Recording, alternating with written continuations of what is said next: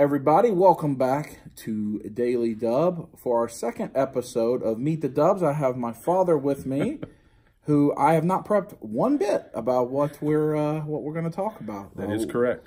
Last week you heard from Mom, and hopefully that was helpful to you. So the first question, Dad, a lot of the folks that comment on my videos, as you know, because I think you watch most of my stuff, struggle with their families or their friends or people in their lives, not understanding why they collect things or why they hunt for things or why they look for things, and or even feel like they can't talk about it, whether that's true or not. So do you have any issues with your children collecting or the way we run around and look for stuff and all that? Do you think anything's wrong with that? Or no, if I remember correctly, I did it.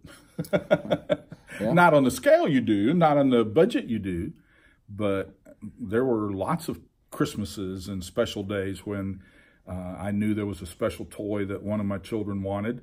Usually at that point, the budget was McDonald's Happy Meal toys, but I literally would go to every McDonald's probably in a 20-mile radius trying to find the one toy that they wanted. So maybe you got it from, I don't know that you got it from me, but I think there are elements. Mom and I talked about the kind of the flea market, yard sale side of things, but I do think there was an element of, if there was the one, I remember one specific, it was the Panda, Teenage Mutant Ninja Turtle Panda Con, and you were the one that would take me to the actual stores, a Toys R Us or a Target or McDonald's Happy Meal. And for me, and I think for a lot of folks, it kind of diverges. Some people will only go to a Walmart or a comic book store. Right. Others want to go dig around in the flea market and find it.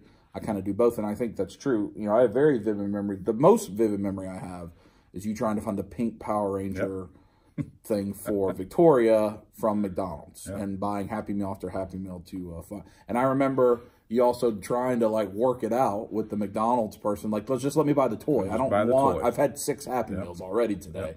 I don't need another Happy Meal. So I don't know how much weight I gained looking for that pink Power Ranger. So that, you know, again, and it's a thing that is, you're sharing it with in this case, Dad was doing it for somebody he loves. You're sharing a thing with somebody that you care about.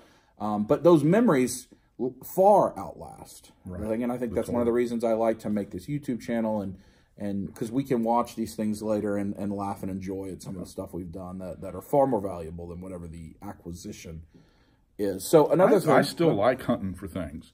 You know, I still like hunting for bargains, and if I run out of things to hunt for, I'm kind of sad. Yeah, that's, Mom and I specifically talked about that, having a target to hunt, which for her is often tied to an event or something she wants around the house. It used to be for us used books.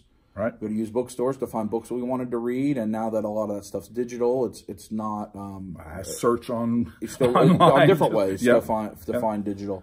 But also, so I think a bundling or so I think Mom really was an influencer of, at the yard sale, they want a quarter, I'll give you a dime, I'll give you a nickel.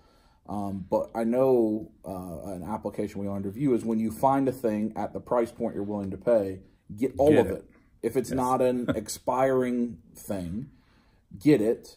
And because, you know, if I can get 10 of the things for the price of one, get the 10, and you might be able to use that in another way. You might be able to give it away to somebody. You might be able to donate it, or you might be able to use it to trade for something else, or whatever the case may be. And while that application was more along the lines of when the school supplies went on sale because it's not school supply time anymore, get next year's school supplies. We still have wide-ruled notebook paper from the place that one place went out of business. Yeah. So, you know, I think a lot of that, and it's just a mindset of find the value. And even to this day, as I've talked about, if a place, now it's different if you're at Walmart, you can't negotiate with them on the price of their good at Walmart. Right.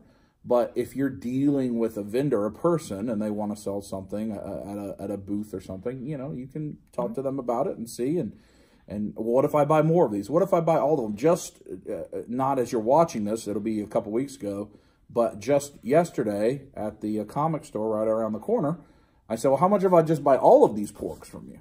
And then you don't have to sell them anymore. Oh, well, 20% discount if you buy them. Oh, great. Yeah. So, you know, and that's at a retail shop. It's, you know, the difference in Walmart, they're fixed price. They don't control that thing. So one other thing I'd like to talk about is the silliness. People, I think, will watch a video and go, oh, is your dad proud of you're just running around being goofy in random stores? Where do you think he got it? And how do you get all these other people to run around and be goofy with you? And is there anything you'd like to talk about with the viewers about? Because I think sometimes people feel alone, like they want to go hang out and have a good time, and they don't know, is that okay, or how do I express myself? Is it okay to be that way? Well, I hear people in other contexts talk about we work hard and we play hard. And I think there's something to be said about that, that the more challenging life is, the more difficult things are, the more essential it is that you have some kind of an outlet. This is not a sermon. You probably know I'm a preacher, but the Bible does say that a merry heart, a happy heart, does good like medicine. And there's something to be said for finding joy in the midst of the struggle. And I think sometimes the more intense the struggle, the more necessary it is to try to find the joy. And sometimes it's silliness, and sometimes it's goofiness. Sometimes it's laughing at a joke or laughing at a sitcom or putting on Big Dub and laughing at him. But it's something that releases the tension and the stress that builds up just by living life nowadays.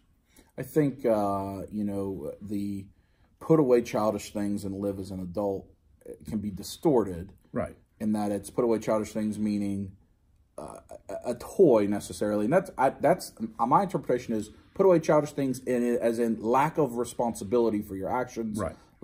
It means be accountable, be responsible, take care of what you need to take care of. But then what you choose to do as an entertainment is your decision. Right. And if you're not hurting anyone or doing anything unethical or anything like that, why should anyone ever care? Right. What you do? And I think that's a key thing to remember is, you know, if you have someone that doesn't support you, watch this video or show them the video with mom talking about, while she doesn't understand my things I collect, I don't understand the things she collects. Right.